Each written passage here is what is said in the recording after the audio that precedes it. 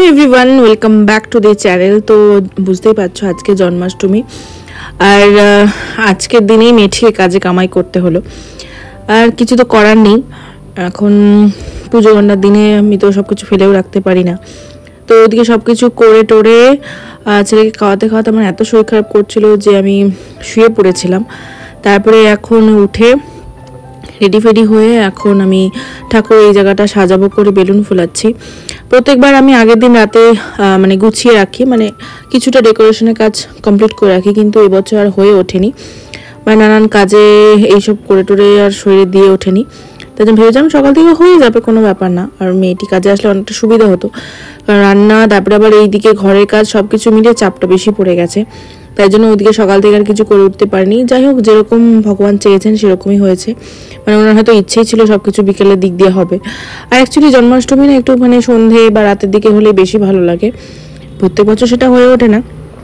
তো এবারে আমি ভেবেছিলাম, মানে এবারে না, আমি গত বছরই ভেবে রেখেছিলাম যে জন্মাষ্টমীতে যেহেতু মানে কৃষ্ণ মানে গোপালের জন্মদিন, তো জন্মদিন মানে তো একটু বেলুন দিয়ে সাজাতে, মানে বেলুনই মাস্ট আর কি।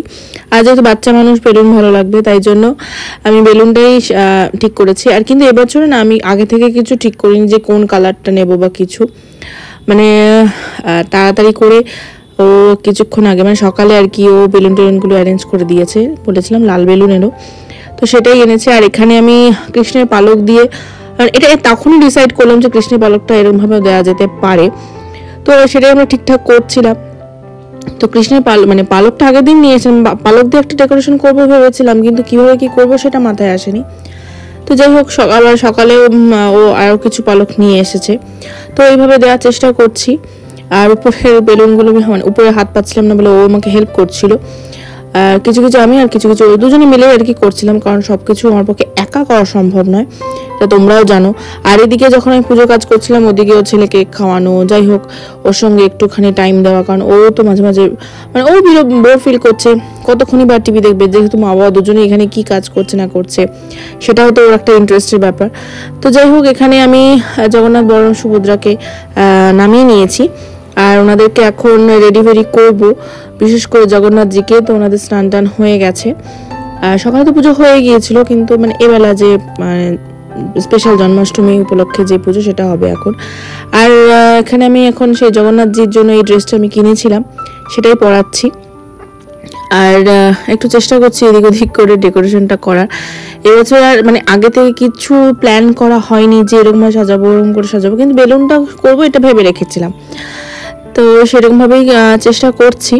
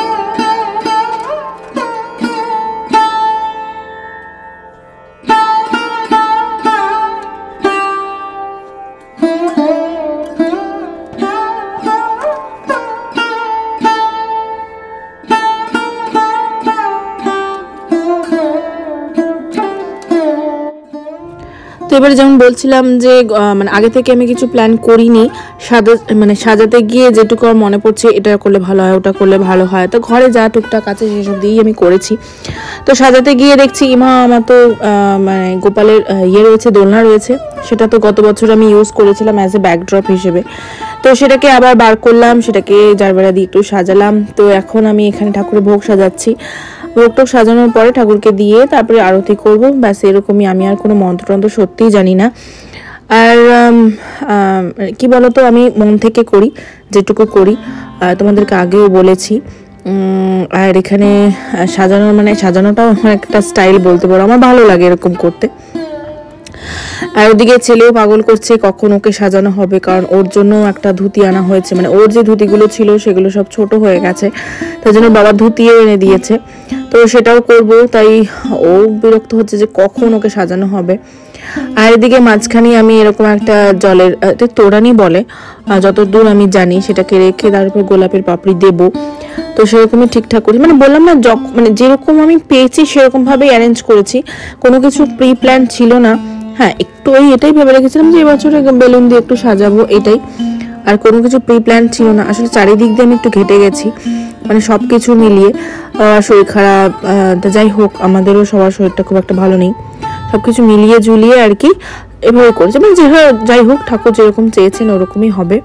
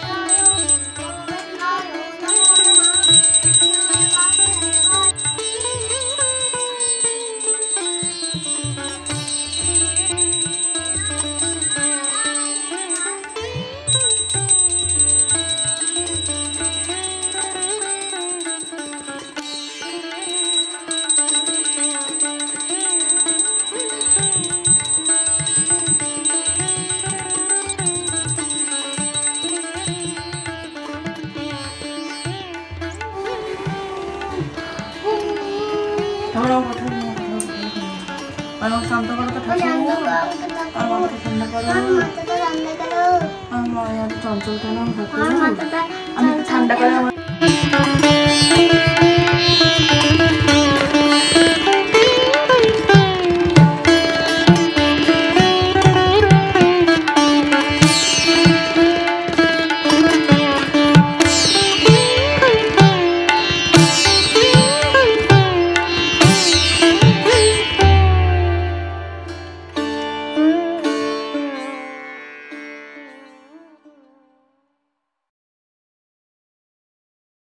তো আমাদের পুজো হয়ে গেছে, মানে আমি তো সেভাবে ব্রাহ্মণ টাহ্মণ দিয়ে অত নিয়ম কানুন জানি না, আমি ভালোবেসে সারাদিন ধরে পুজো করি। আর আজকে গুবলেট হয়ে গেছে বলতে কি, আজকে দুপুরবেলা ছেলেকে খাওয়ানোর পরে এটা একটু ছেলেকে খাওয়াতে খাওয়াতেই আমার শরীরটা এত খারাপ করছিল, মানে অ্যাসিড হয়ে গেল সকালে, জানি না কেন এত অ্যাসিড হয়ে গেলো, এত অ্যাসিড হলো, ওষুধ খেলাম যাই হোক, তারপরে তো আমিও কিছু খাইনি, ও আর কিছু খেলো না, আমরা শুয়ে পড়লাম। মানে আমাদের তো ঠাকুরের মানে এসব মানে সাজানোর ব্যাপার ছিল, সেসব কিছু হলো না, শুয়ে পড়লাম।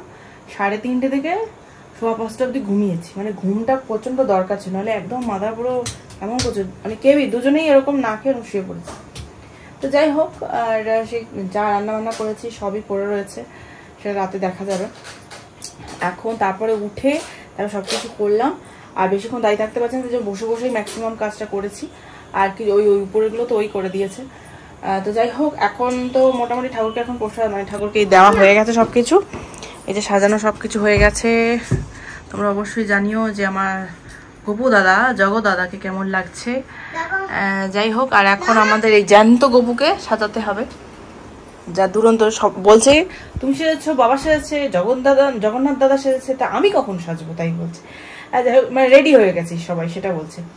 তো যাই হোক, এখন তো ভোগ দেওয়া হয়ে গেছে, এখন দরজাটা বন্ধ করে চলে যাই, আর একটু চা খাবো, আর তার সাথে সাথে ওকে রেডি করবো। চলো চলো চলো মামা, চলো। এখন এখানে ঠাকুর খাবে তো, মোবাইলটা নিয়ে যাই।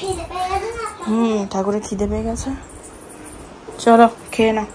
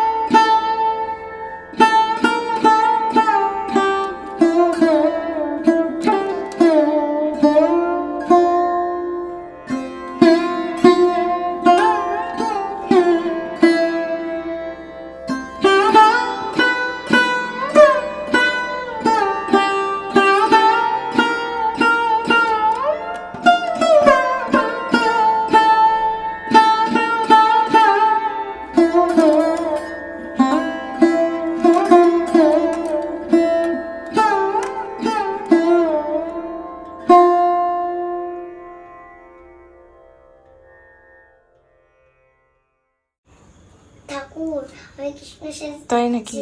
আমি যেমন তুমি যেমন কৃষ্ণ সেজেছো, আমিও তেমন কৃষ্ণ সেজেছি।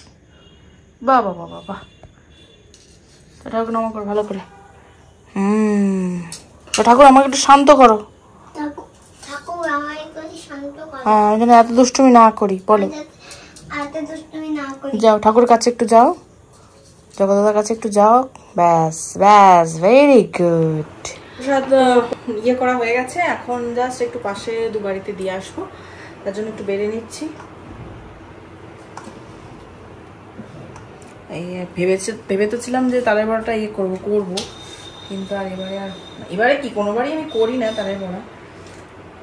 ইচ্ছা ছিল আজকে দেওয়ার করে, শরীর পারমিট করলো না। মানে সামনে বছর দেখি ট্রাই করবো, সামনে বছর মানে এখন তো তালের পাল্প পাওয়া যাচ্ছে দেখলাম আজকে, তো সামনে বছর অবশ্যই ট্রাই করবো, মানে ঘরে তালের বড়া করা। মানে কোনোদিন করিনি, মালপোয়া করেছি।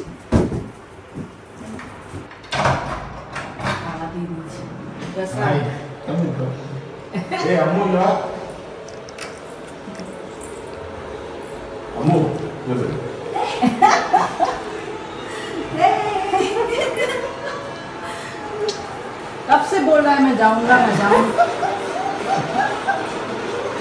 पोज मास्टर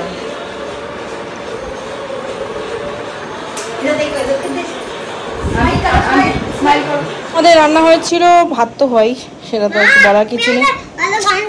হ্যাঁ বলছি, দাঁড়াও। আর এদিকে হচ্ছে পটল ভাজা, ঝিঙে আলু পোস্ত আর আলু পনিরের তরকারি। তো আমাদের দুটো পটল দিয়ে দিয়েছিলাম। তো যাই হোক, দুপুরবেলা তো আমরা কেউ খাওয়া দাওয়া করি ঠিকঠাক করে, তো এখন ওকে দিলাম। বলছিল বাটি বাটি করো না, কিন্তু মানে একটুখানি করলাম, রোজ রোজ তাড়াহুড়ো করে খাই। আর ওদিকে আমারটা ওদিকে বেড়ে রাখা রয়েছে, খাবো। তো বেজে গেছে প্রায় 11:15 বাজেনি এখনও, ওর খাওয়া হয়ে গেছে, মানে ছেলের খাওয়া হয়ে গেছে। এদিকে জামা কাপড় সমস্ত মেলে দিয়েছি। বাইরে বাইরে জামা কাপড় কিছু শুকাচ্ছে না, ওয়াশিং মেশিনে কাঁচা, তবুও ইয়ে হচ্ছে না, কি বলে, শুকাচ্ছে না, একটা সাথে সাথে ভাব। তো এখানেই মেলে দিলাম, আর বাইরে আজকে জামা কাপড়গুলো মেলে দিলাম। তো যাই হোক, এখন আমরা করবো ডিনার, আর তার সঙ্গে সঙ্গে একটু টিভি দেখবো। হ্যাঁ, এবার তুমি বলো কি বলছো। আমি একটা গান গাইছি, আমি বাসি দিয়ে একটা গান, বন্দে বন্দে মাতরম বন্দে বলছি। হ্যাঁ করো। বাহ, খুব ভালো আছে। বাহ বাহ বাহ বাহ বাহ।